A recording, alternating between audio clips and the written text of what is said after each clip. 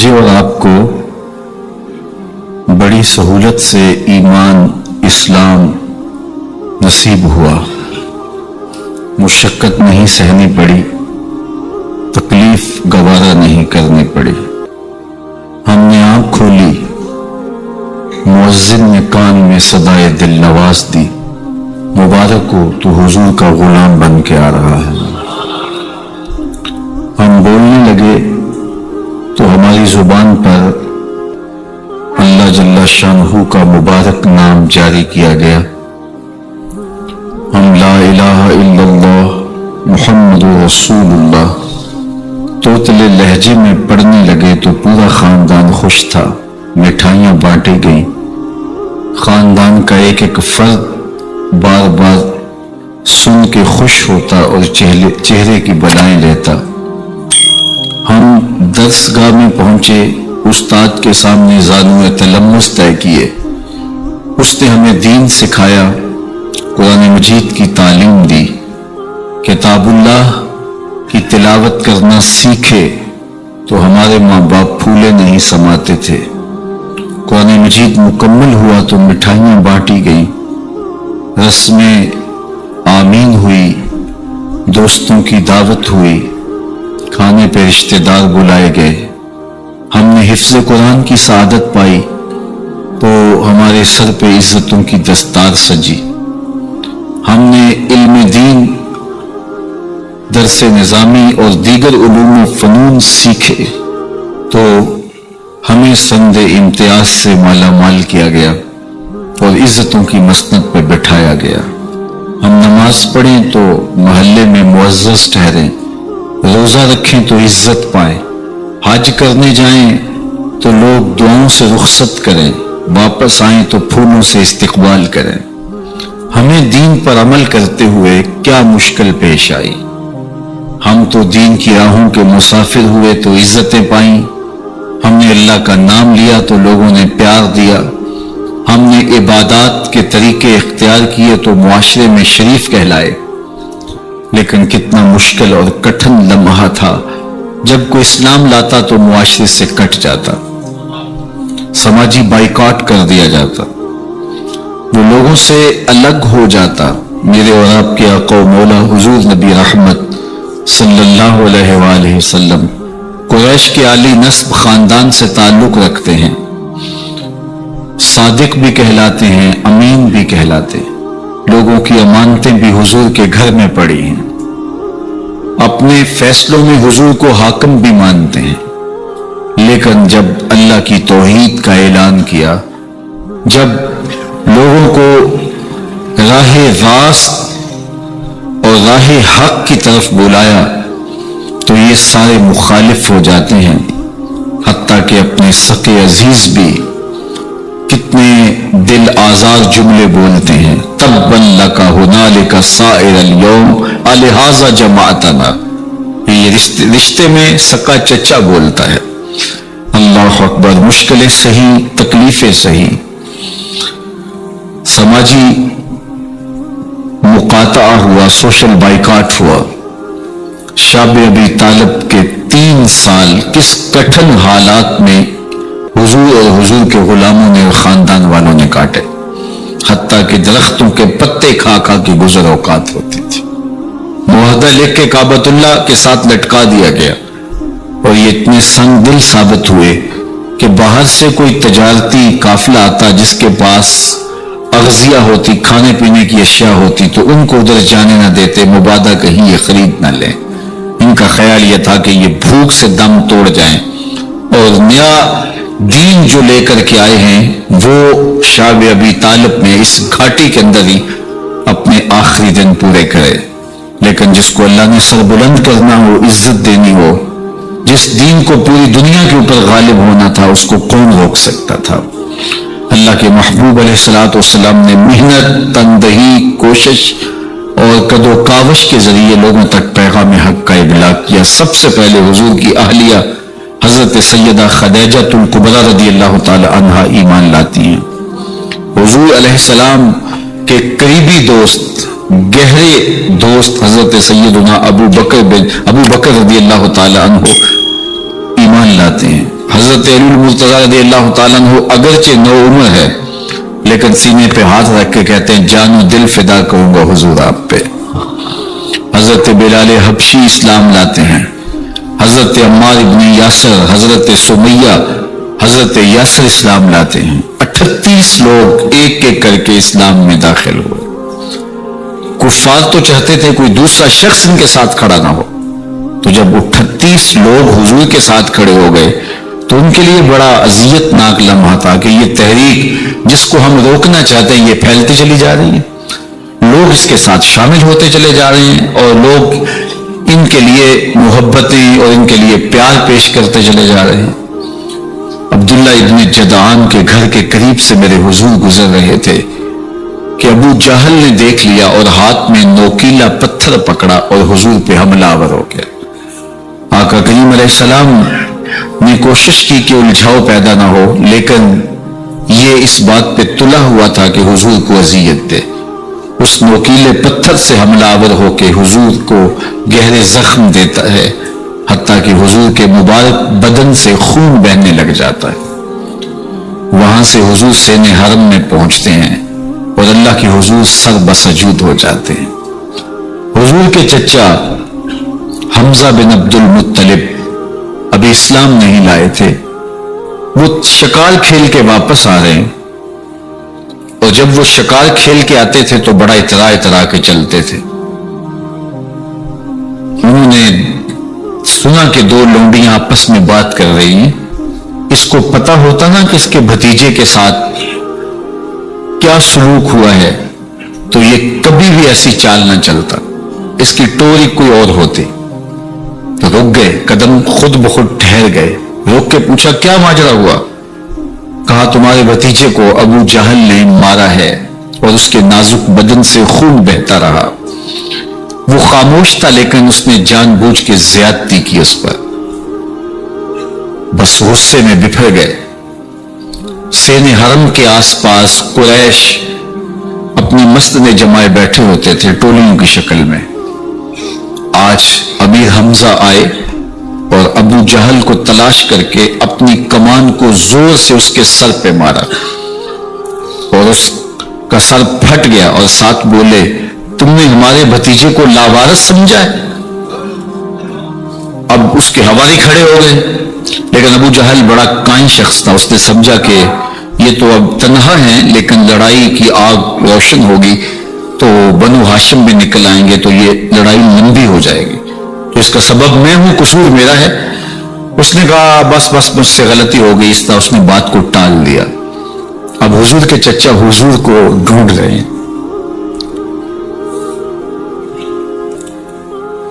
سین حرم میں حضور علیہ السلام اللہ کے حضور سر بسجود ہیں، یہ پاس جا کے کھڑے ہو گئے اور کہا یا ابن اخی، اے میرے بھائی کے بیٹے، اے میرے بھتیجے، لیکن حضور سر نہیں اٹھایا۔ اللہ کے حضور اپنے دکھڑے بیان کر رہے ہیں، اسی کسے دے کچھ نہیں لگ دے تے نہ کوئی ساڈا دردی۔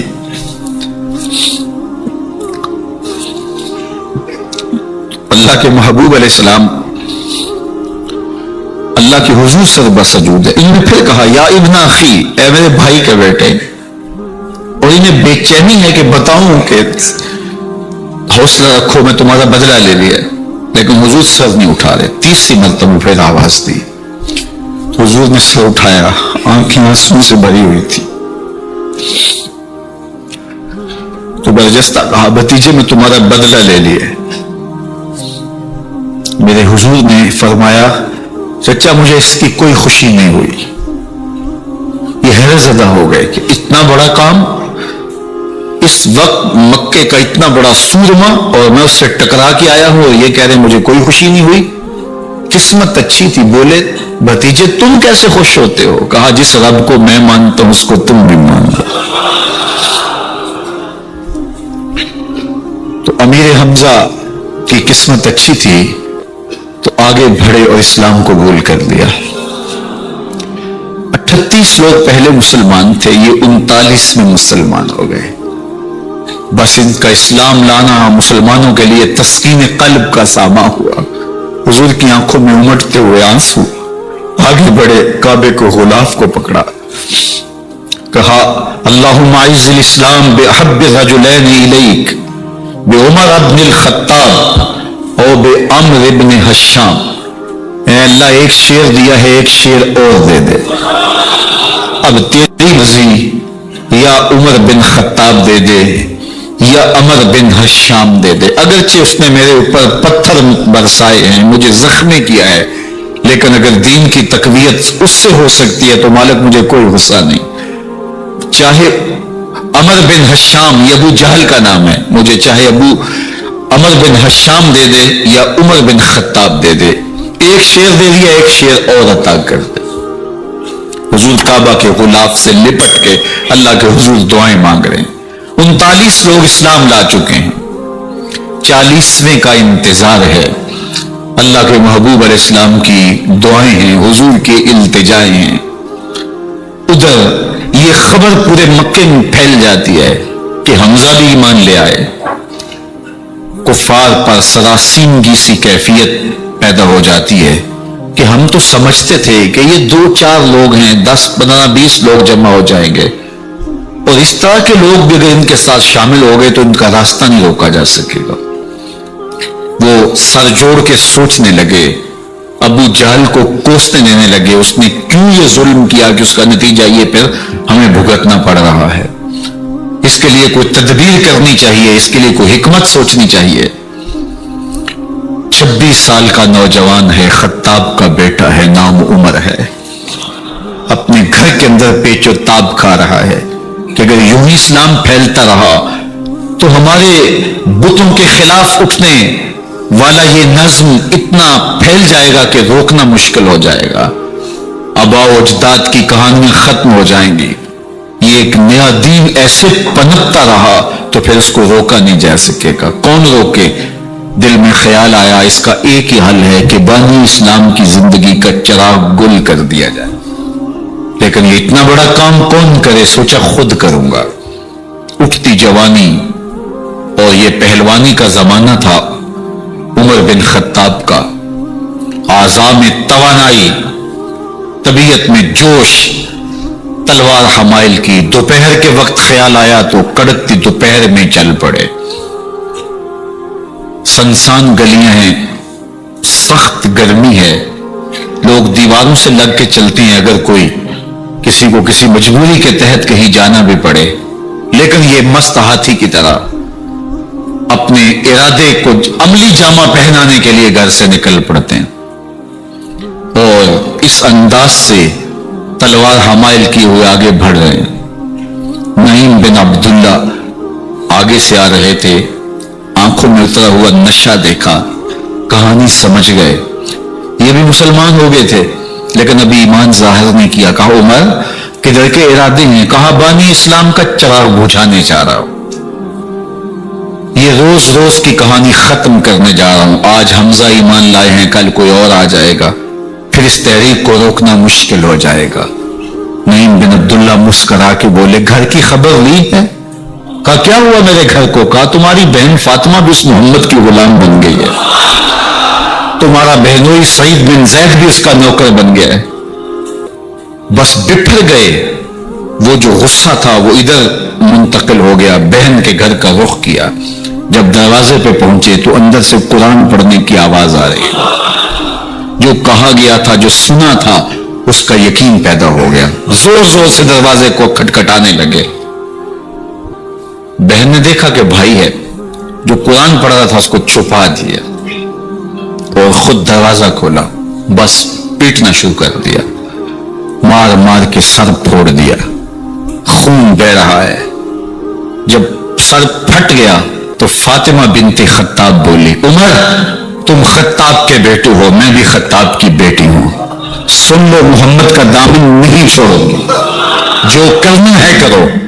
جب یہ تیور دیکھے تو عمر کی حیرت انتہا کو چھو گئی، یہ کون سی قوت ہے جس نے ایک عورت کے اندر یہ جذبے رکھ دیے؟ کہا اچھا بتاؤ تم کیا پڑھ رہے تھے؟ کہا تم ناپاک ہو، تمہیں نہیں دوں گی۔ کہا کیسے دو گی؟ کہا پہلے غسل کرو۔ عمر غسل کر رہا ہے، سودا لینے کے لیے بازار گئے، ہاتھ اس کے بکے جس کے خریدار گئے۔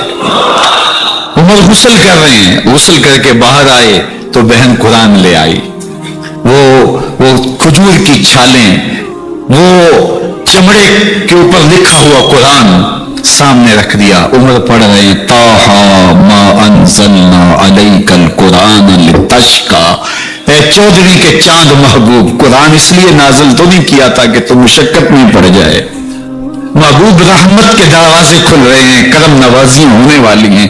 عمر پڑھتے گئے، آنکھوں کے بندن ٹوٹ گئے، آنسو آنے لگے، ٹپ ٹپ آنسو گرنے لگے، عمر رو رہے ہیں، بدن کانپ رہا ہے۔ آئے کس ارادے سے تھے، اب حالت کیا ہوئی جا رہی ہے۔ اپنی بہن سے کہا، بہنوئی سے کہا، جس در کے تم غلام ہو کبھی میں بھی اس در کا غلام نہیں ہو سکتا؟ عمر کی کہیں عمر نہ برباد ہو جائے، مجھے اس چوکھٹ پہ لے چلو۔ کہا چلو ہم اس دہلیز پہ لے چلتے ہیں۔ تلوار اسی طرح حمائل کی ہوئی ہے، حضور دار ارقم میں ہے، یہ اسلام کی پہلی درس گاہ ہے، حضرت ارقم کا گھر۔ مسلمانوں کی تعداد بہت تھوڑی، یہاں چھپ کر کے دین سیکھتے ہیں۔ حضور بھی وہاں تشریف فرما تھے، باقی اصحاب بھی وہاں تشریف فرما تھے، حضرت امیر حمزہ بھی وہاں تھے۔ دروازے کی درزوں سے دیکھا کہ عمر آ رہے ہیں، تلوار بھی حمائل کی ہوئی۔ صحابہ نے کہا عمر آ رہے ہیں، امیر حمزہ نے کہا کوئی پرواہ نہیں، آنے دو، اچھا ارادہ ہوا تو خوش آمدید کہیں گے، ارادہ اچھا نہ ہوا اس کی تلوار سے گردن کاٹوں گا۔ اللہ اکبر۔ جب دروازہ کھولا تو دو صحابہ نے بازوں سے پکڑ لیا، کندھوں سے۔ حضور نے فرمایا کندھے چھوڑ دو، کندھے چھوڑ دیے گئے۔ آقا کریم علیہ الصلوۃ والسلام نے ان کے گلے کے اندر جو کپڑا تھا اس کو پکڑ کے جھٹکا دیا، اسلم عمر اسلام لاؤ۔ اللہ اکبر۔ اور ساتھ حضور نے حضرت عمر کے دل پہ ہاتھ رکھے، اللہم اہد قلبہ، اللہ عمر کے دل میں ہدایت ڈال دے۔ بس یہ جملہ کہنے کی دیر تھی اور حضور کا ہاتھ پھیرنے کی دیر تھی، اندر سے کفر دھلتا چلا گیا۔ اور عمر نے کہا اشہد اللہ الہ الا اللہ واشہد انک رسول اللہ۔ جب یہ پڑھا کلمہ تو حضور کی زبان سے بے ساختہ نکلا اللہ اکبر، اور صحابہ نے بھی اللہ اکبر کہا، اور اس زور سے کہا کہ مکے کی گلیاں گونجنے لگی۔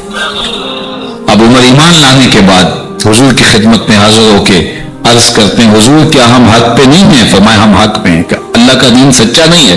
فرمایا اللہ کا دین سچا ہے۔ کہا کہ آپ اللہ کے سچے نبی نہیں ہیں؟ فرمایا میں اللہ کا سچا نبی ہوں۔ تو فرمایا پھر ہم چھپ کے نماز کیوں پڑھیں؟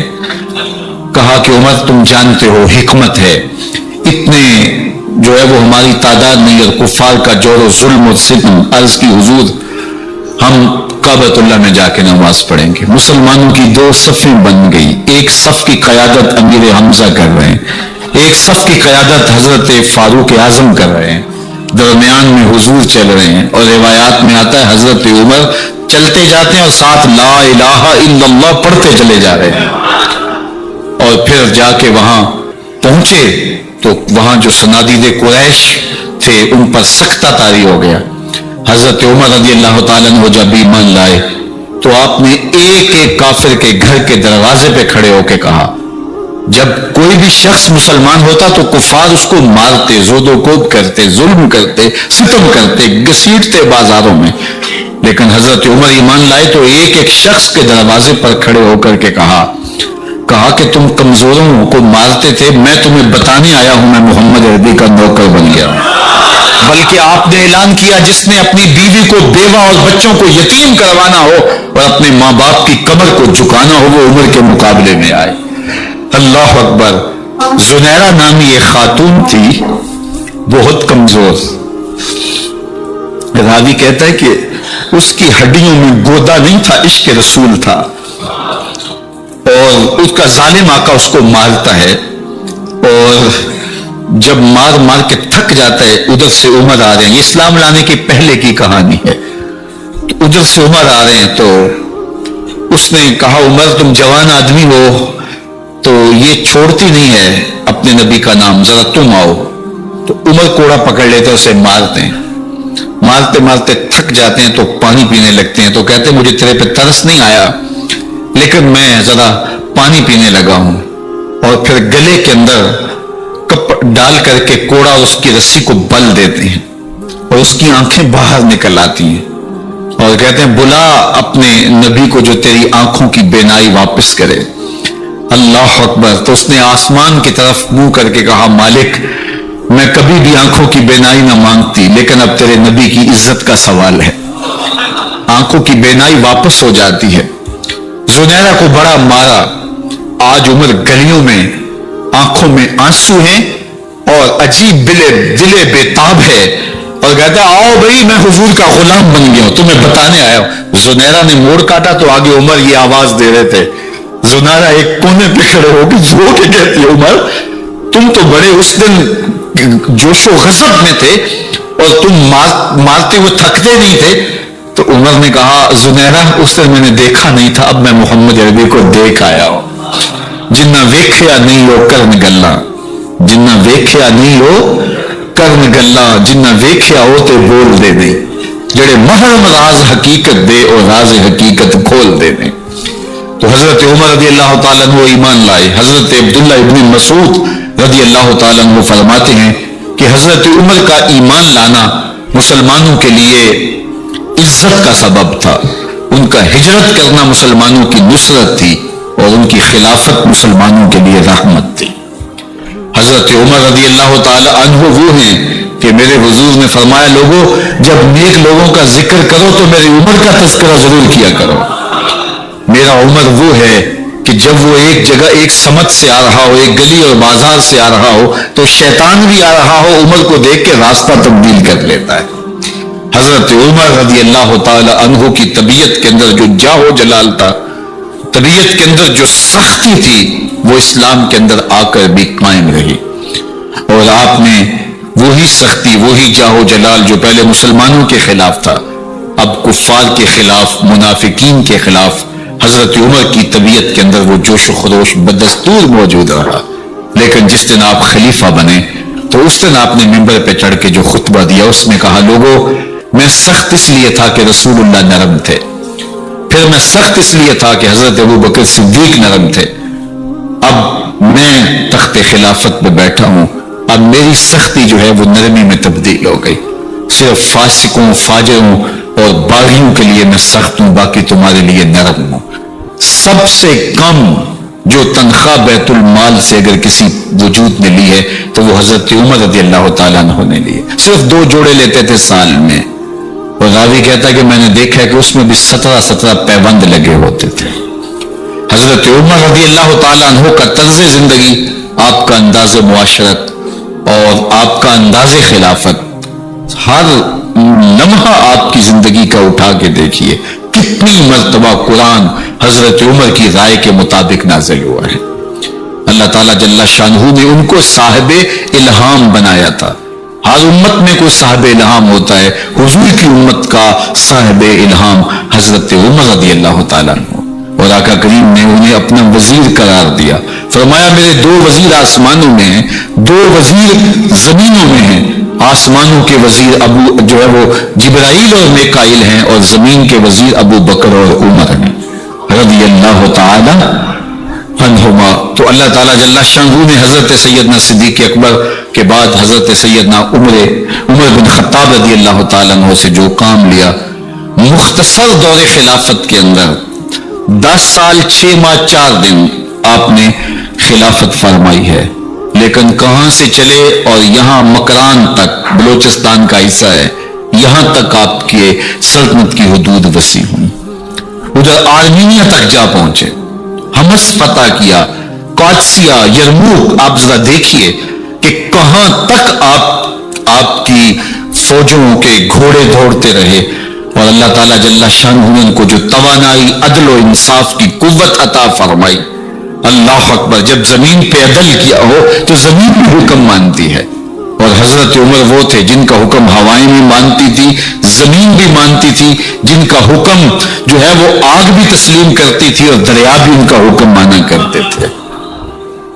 مصر کے اندر رسم بد جاری تھی، یہ رسم بد جاری تھی کہ سال کے بعد 1-2 شیزہ کو زیورات پہنا کے اچھے لباس میں ملبوس کر کے دریا کی بھیڑ چڑھایا جاتا، اس کی قربانی دی جاتی، اس کا خون بہتا تو دریا چلتا.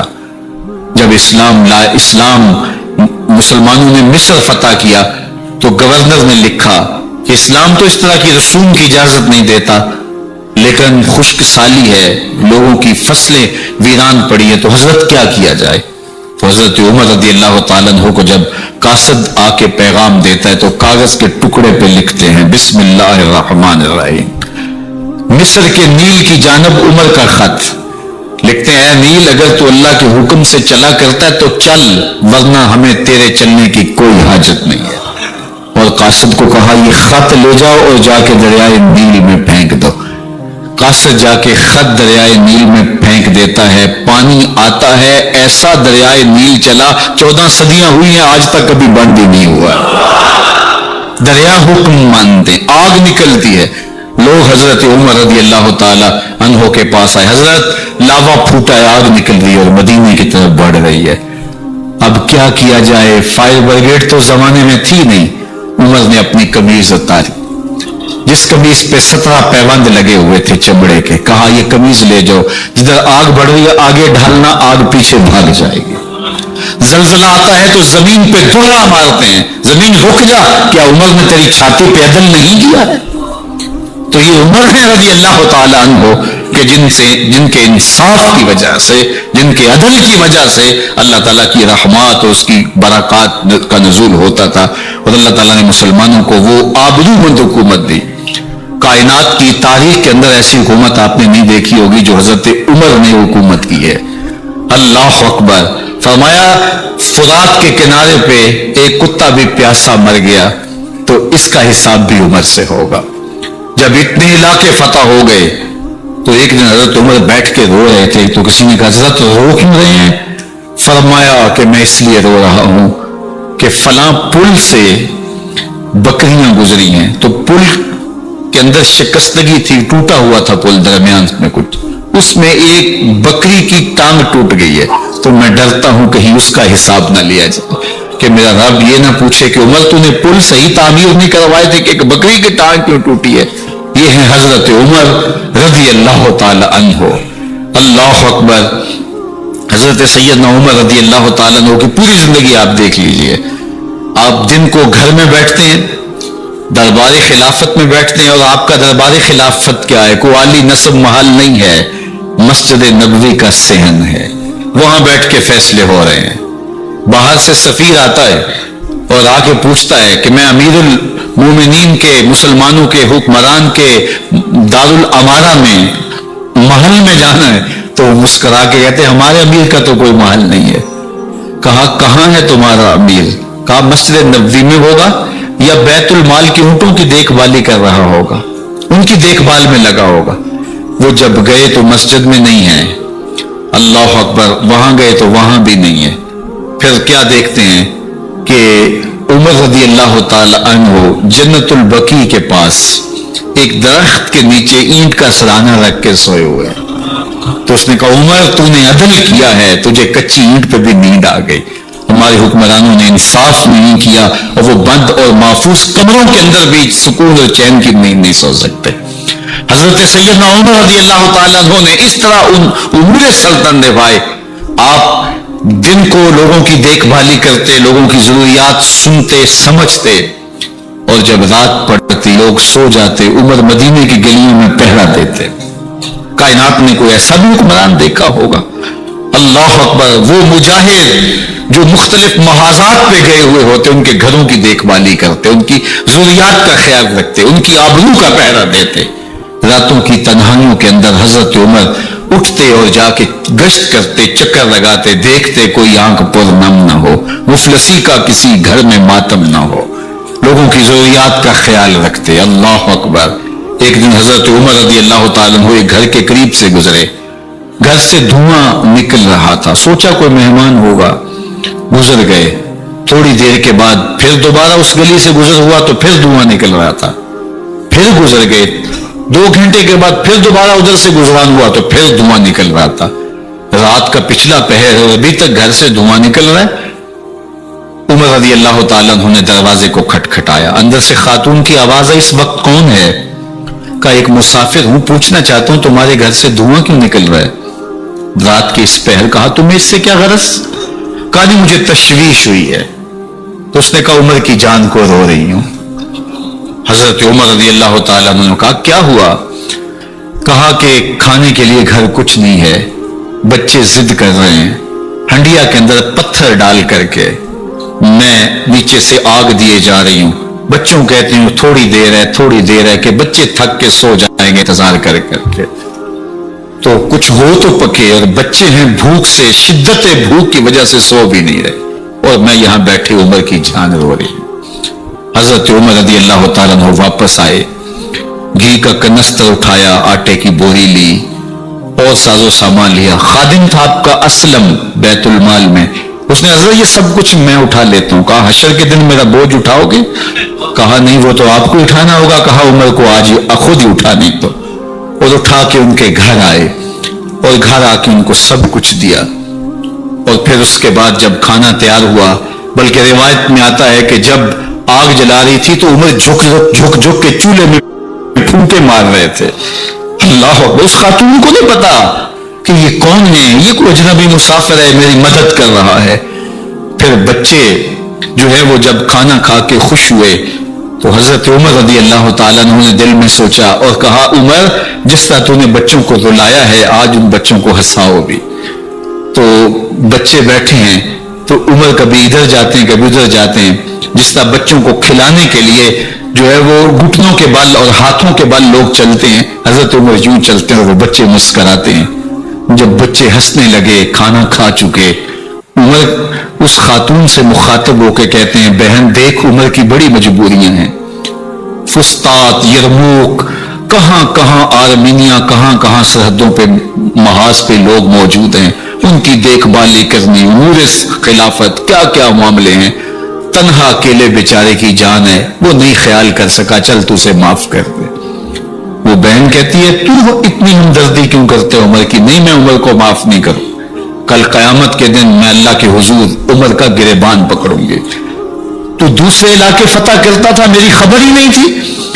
اللہ اکبر! جب یہ بات کی تو عمر چیخیں مار کے رونے لگے اور ہاتھ جوڑ کے کہنے لگے بہن یہ تمہارے سامنے تو عمر کھڑا ہے، یہ حضرت عمر تھے رضی اللہ تعالیٰ عنہ، اور اللہ کے محبوب علیہ الصلوۃ والسلام کے خلیفہ راشد، دوسرے خلیفہ، 10 سال 6 ماہ اور 4 دن آپ نے خلافت کی۔ اور تاریخ کہتی ہے اگر عمر رضی اللہ تعالیٰ عنہ کو 10 سال اور مل جاتے، یا مغربی مفکرین کہتے ہیں کہ اگر کائنات کو ایک عمر اور مل جاتا پوری دنیا پہ مسلمانوں کی حکومت ہوتی، کہیں کفر باقی نہ بچتا۔ لیکن بد باطن لوگو فیروز نامی ایک مجوسی غلام نے نماز فجر پڑھتے ہوئے حضرت عمر بن خطاب رضی اللہ تعالیٰ عنہ پہ حملہ کیا، زہر میں بجھا ہوا خنجر آپ کے جسم میں سرایت کر دیا۔ آپ وہاں سے اٹھا کے گھر لائے گئے اور 4 دن تک مسلسل آپ اس اذیت اور تکلیف میں رہے۔ جب آخری وقت آیا تو اپنے بیٹے کو بلایا، کہا بیٹا میں نے ام المومنین سیدہ عائشہ رضی اللہ تعالیٰ عنہ سے پوچھا ہوا ہے کہ میرے مرنے کے بعد حضور علیہ السلام کی قربت میں مجھے جگہ دے دی جائے، ہو سکتا ہے میں امیر المومنین مسلمانوں کا خلیفہ ہوں تو اس وجہ سے انہوں نے اجازت دے دی ہو، جب میں فوت ہو جاؤں تو ظاہر خلیفہ نہیں رہوں گا، تو پھر جا کے ان کو دوبارہ کہنا کہ میرے باپ کا پیغام ہے، اگر وہ اجازت دیں تو مجھے حضور کی قربت میں دفن کر دینا، اور اگر وہ اجازت نہ دیں تو پھر جنت البقیع میں مجھے دفن کر دینا۔ جب حضرت سیدنا عمر بن خطاب رضی اللہ تعالیٰ عنہ کا انتقال ہو گیا تو آپ کے صاحبزادے ابن عمر حضرت عائشہ رضی اللہ تعالیٰ عنہا کے پاس گئے، کہا کہ میرے باپ کا سلام ہے آپ کے نام، انہوں نے آپ کو زندگی میں کہا تھا کہ حجرہ انور میں سیدنا صدیق اکبر کے ساتھ 2 گز جگہ مجھے بھی نصیب ہو جائے، تو آپ نے اجازت دے دی تھی۔ تو میرے والد گرامی نے فوت ہوتے ہوئے کہا کہ دوبارہ ام المومنین کے پاس جانا اور دوبارہ پوچھنا۔ اس وقت تو میں امیر المومنین تھا، ہو سکتا ہے وعدہ کر لیا ہو، لیکن اب اگر آپ اجازت دیں تو یہاں ہم قبر ان کے لیے کھود لیں، ورنہ ہم جنت البقیع میں دفن کر دیں۔ تو ام المومنین سیدہ عائشہ رضی اللہ تعالیٰ عنہ رو پڑی اور فرمایا یہ جگہ میں نے اپنے لیے رکھی تھی، لیکن عمر نے اسلام کے لیے خدمت اتنی کی ہے کہ میں نے خود ترجیح دی ہے، اس لیے میں اجازت دیتی ہوں کہ یہاں عمر کو دفن کیا جائے۔ اللہ اکبر! اور پھر وہاں حضرت عمر رضی اللہ تعالی عنہ کو دفن کیا گیا۔ یہ قبر میرے حضور کی ہے، ساتھ حضرت صدیق اکبر ہیں ساتھ حضرت عمر فاروق رضی اللہ تعالی عنہ ہیں.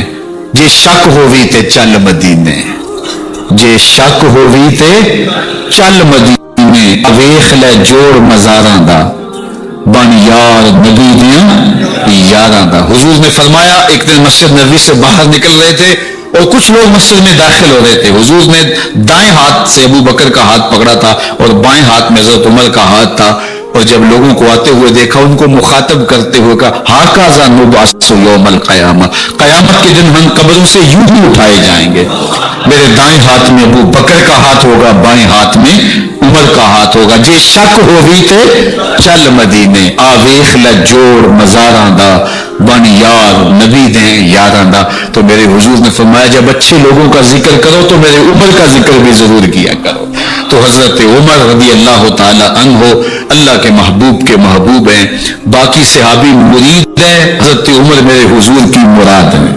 اللہ سے مانگ کر کے لیا ہے اللہ عمر بن خطاب عطا کرتے، اور پھر اللہ نے عمر کی صورت میں اسلام کو وہ عظیم تحفہ دیا جس سے اسلام کی عزت بڑی اور شان و شوکت میں اضافہ ہوا اور اسلام کے جھنڈے چار داغ عالم کے اندر لگ گئے.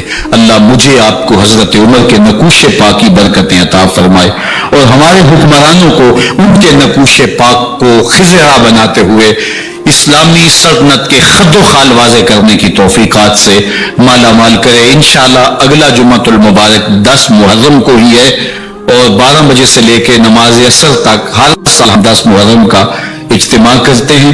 تو اس مرتبہ انشاءاللہ جمعۃ المبارک کا خطبہ بھی اس میں شاملہ ہو گیا اور زیادہ برکات اس کی نصیب ہوگی. اور نماز جمعہ کے بعد انشاءاللہ جو ہے وہ محفل پاک بھی ہوگی جس میں عالی مرتبت سناخاں اور مبلغین کے خطاب ہوں گے.